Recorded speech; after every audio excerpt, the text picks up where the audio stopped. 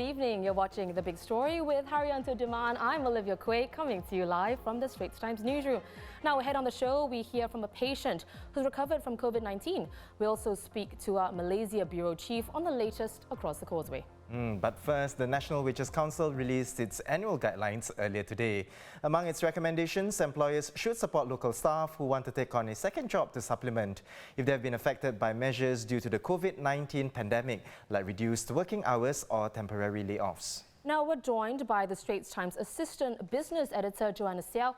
So, Jo, employers should support local staff when it comes to if they want to take on a second job, if they're affected by reduced working hours on temporary layoffs.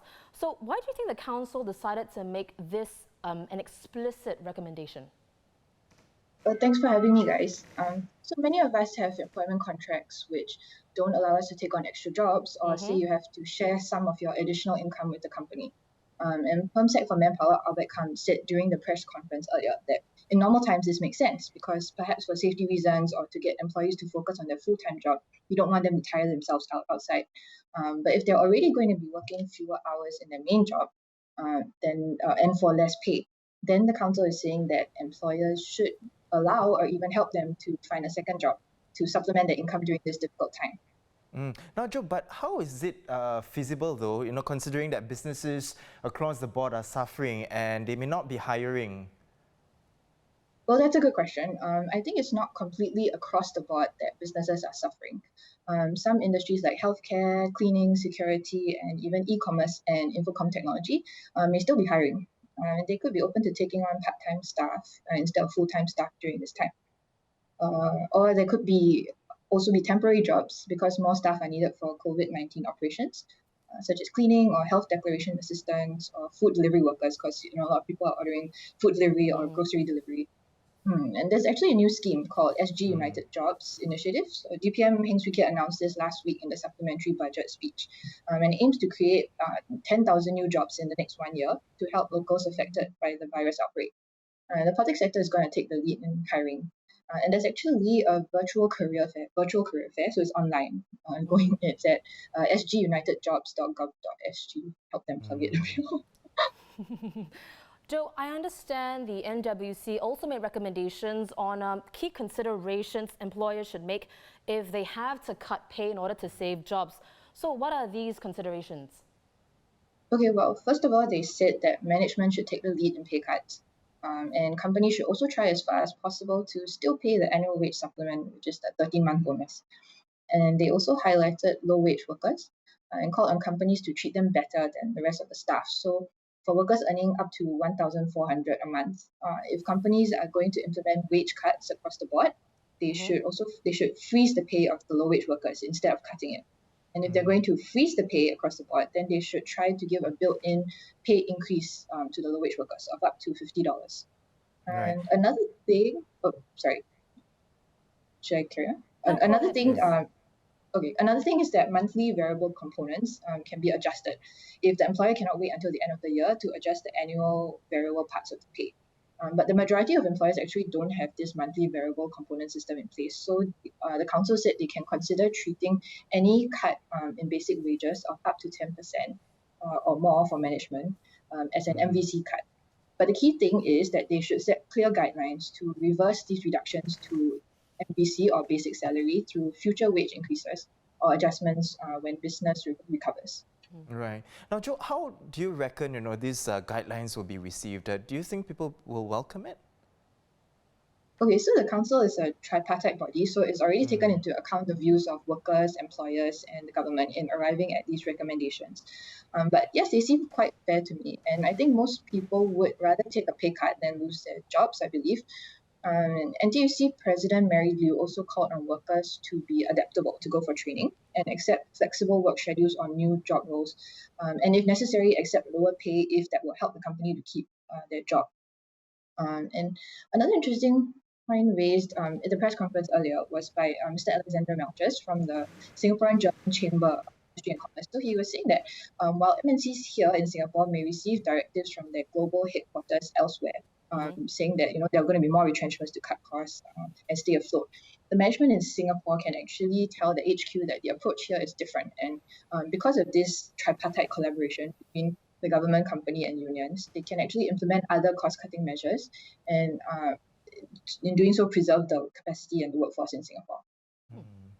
Well, thank you so much for your insights, Joanna. That was Joanna Seow, Assistant Business Editor for the Straits Times. What do you think of the NWC's guidelines? Let us know in the comments below. In other news, the High Court has rejected all of the latest challenges to Section 377A of the Penal Code. The three cases, filed separately by three men, each contended that the law is inconsistent with various articles of Singapore's Constitution. Delivered by Justice See Kee Oon, the judgment said that Section 377A does not violate these articles.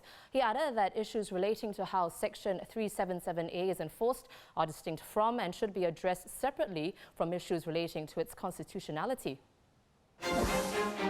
Section 377A is a colonial-era law that criminalizes sex between men. Under this law, any man who commits any act of gross indecency with another man in public or in private can be jailed for up to 2 years. While this law is not enforced, many have argued that it is unconstitutional as every Singapore citizen has the right to freedom of speech and expression. Last November, Singapore's High Court heard three cases that challenged the constitutionality of Section 377A. They were filed separately by three men: retired General Practitioner Roy Tan, DJ and producer Johnson Ong Ming, and Brian Chung, the former Executive Director of LGBT non-profit Uga Chaga. The Attorney General was listed as the defendant in all of the cases. And in response, the Attorney General's Chambers, or AGC, said that the role of the courts is to apply the law, not to determine social policy. The AGC noted that Parliament, which deals with socio-political matters, is better placed to handle such issues.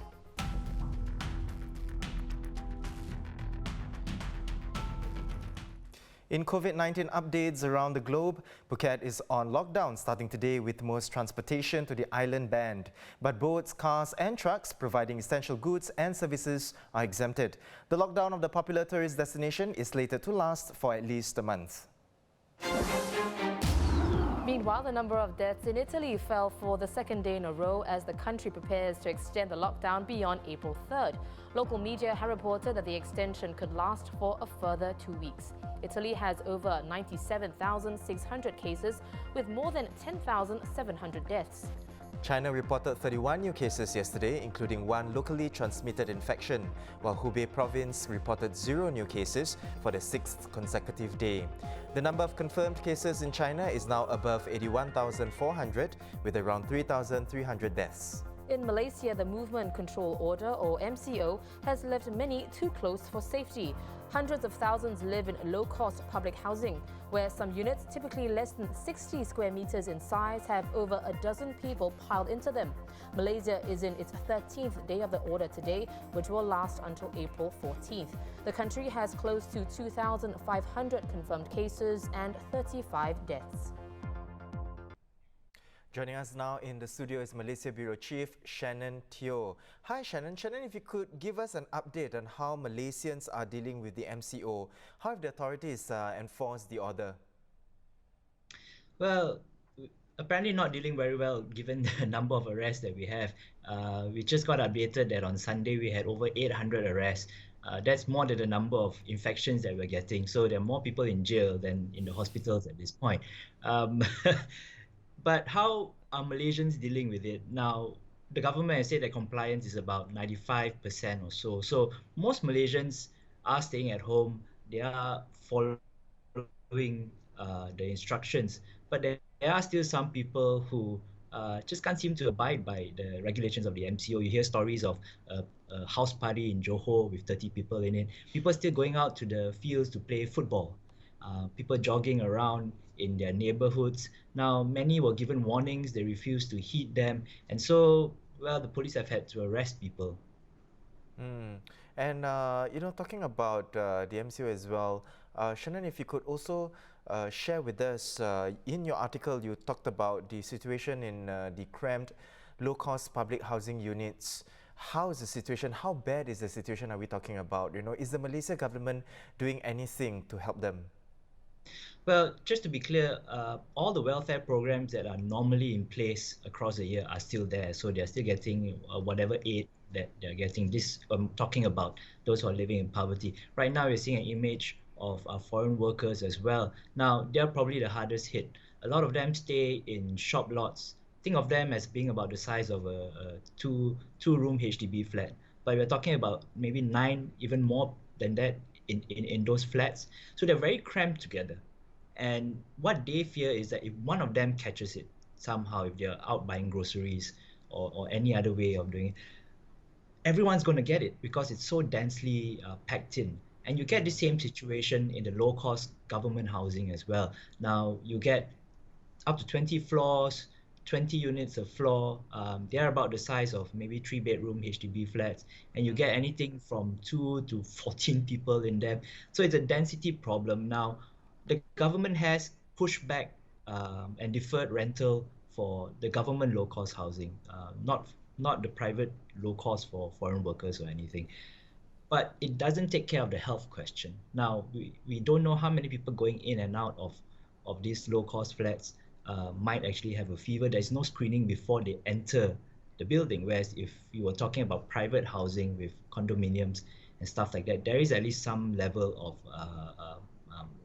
restrictions or checks that the management can put in. You don't get that at low-cost housing. So it's a health hazard more than anything. Now, Shannon, I just want to touch on the economic aspect of or even the impact of such a stay-home order or even an MCO situation. How does it impact the country economically as well? Well, you may have heard that last week we launched a 250 billion ringgit stimulus package. Now, out of that amount, only 22 billion was in direct spending from the government for this coming crisis, right? So out of that, you get a lot of cash going to welfare, to Malaysia's poorest, even to some of the middle income families. But you only got a bit for employers, right? You get a wage subsidy of only 600 ringgit per employee. Now, that's a lot less than what Singapore has rolled out. One opposition MP compared Singapore's ratio, which was a lot more towards job security rather than welfare, whereas in Malaysia, it was a lot more towards welfare than job security. Now, in the short term, the government used a hypothetical makcik kia as getting 4,200 ringgit during this MCO period or up to the end of May. We're not sure how long this is going to last. And also a deferment of various financial liabilities of also more than 4,000 ringgit. But what happens after this whole thing is over? Will the makcik kias of Malaysia still have jobs? Because a lot of SMEs are saying, I've still got to pay rental, I've still got to pay bills. I've now got to pay salaries as well, and all the government is doing is giving me 600 ringgit per employee. A lot of them are going to go deeper and deeper into losses and debt, and they're crying out for more help. They've got a good point. A lot of economists are coming along on their side and saying that it's no point kind of making sure people don't go hungry for the next 2 months. That's important, but what if they don't have jobs at the end of it? What if some people are estimating half of the SMEs are going to close down, you're going to lose 4 million jobs. How can an economy where the labor force is 16 million, you lose a quarter of your jobs? How can that recover in the long run? So there's a lot of focus now on how to save jobs, not just how to feed people. Yeah, so Shannon, on that note, is there anything more that can be done? And if so, what more can be done to help Malaysia and Malaysians? Well, I think a lot of businesses in Malaysia, even a lot of economists, are comparing what the stimulus package has been in Malaysia versus that in other countries. So yes, the welfare package is good, but how much is going to helping the economy stay afloat? Or not even afloat, at least that there's some semblance of economy after this. So talk of bigger wage subsidies, even up to 50% of wages. I understand in Singapore, it can go up to as high as 75%. Stuff like that. People are talking about making sure that supply chains are still in place. Even if you save most of the businesses in a supply chain, you just have to take one bit out and all of a sudden you have a gap and all of them can't operate. So it's important to look beyond the numbers and to look at it qualitatively. If Malaysia is strong on things like oil and gas, for example, if it's strong on electronics manufacturing. You got to make sure that the entire supply chain is there. We're already seeing some of the initial effects now. Vegetables can't get out of the farms. Fishers can't get out of the fishing villages into the city. So the government says that there is enough food supply, no one has to worry about it. But there are problems now in the logistics, in getting the food into the markets and then onto your tables. So this is a microcosm of what Malaysia could face after this current crisis is over. Supply chains could break down, and the government has to look at ensuring that all these materials still move through the economy. Right. Well, thank you so much, Shannon, for sharing with us the updates in Malaysia. And that was our Malaysia Bureau Chief, Shannon Teoh, with the latest in Malaysia. Now, we want to hear from you too, so leave your thoughts in the comments section below. Now, over to you, Olivia. Back home, Prime Minister Lee Hsien Loong told CNN last night that it could take several years for the coronavirus to go around the world and run its course unless something happens to abort that process. While Singapore's response to the pandemic has been widely praised, PM Lee also said he hesitates to call it a success story. There are now 844 cases in Singapore, with 42 confirmed yesterday. Authorities also identified a new cluster involving 3 people. It's at the Wedding Brocade, a bridal salon in Yishun Industrial Street. Now let's turn our attention to a recovered patient. 47-year-old Raymond Koh found that he was infected on March the 10th, and he said his time in the ICU was the scariest of his life. I was diagnosed with COVID-19 on the 10th of March itself. I was working up to the 28th of February. Only on the day of 1st of March evening, I started to have fever. And because my fever has been persistent for almost 7 days, I had suspicious of dengue. COVID has never passed my mind in the first place. The doctor checked on me and checked on my lungs and feel that, hey, look, your lungs doesn't really sound good. So it says that, okay, to play safe, I'll call for ambulance.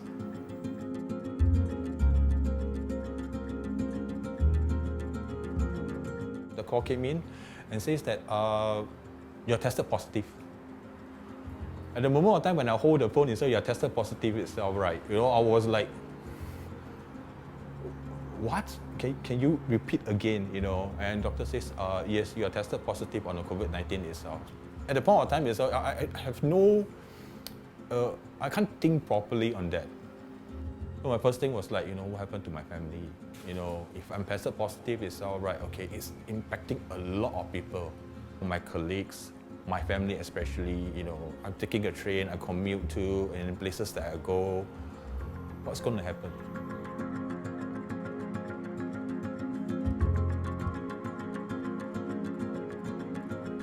After the intubation, the night itself was to me, the most terrible night.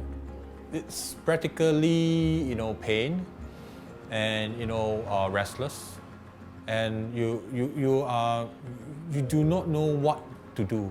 Your mind my mind keep having a lot of flash. What's going to happen to my family, if I'm quarantined, and what's going to happen to them if I were to, really gone.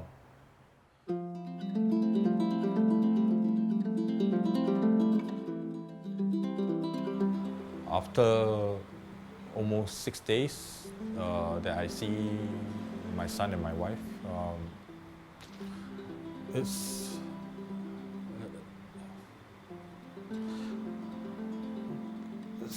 very emotional for me because after all, it's like you're in a room, you're being and you don't get to hear the voices of your son, the voices of your wife, even though there are messages, but you cannot see their well-being, for that particular period of time. When you first see them yourself, you really will be, lost for words. I can see their teary eyes itself from there, and I'm very happy to see them because the part that, at least I'm still alive.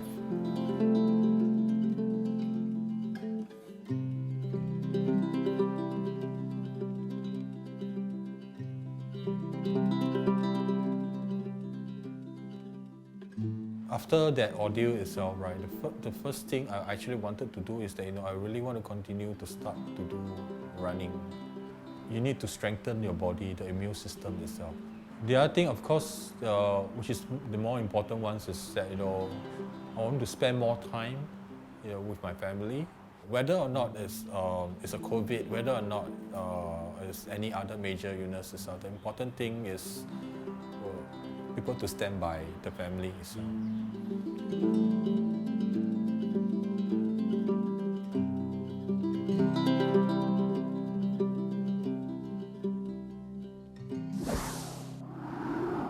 Well, you can visit straitstimes.com to read Raymond's full story. Those are our top stories for today. I'm Haryanto Diman with Olivia Quay. Join us tomorrow for more stories on The Big Story.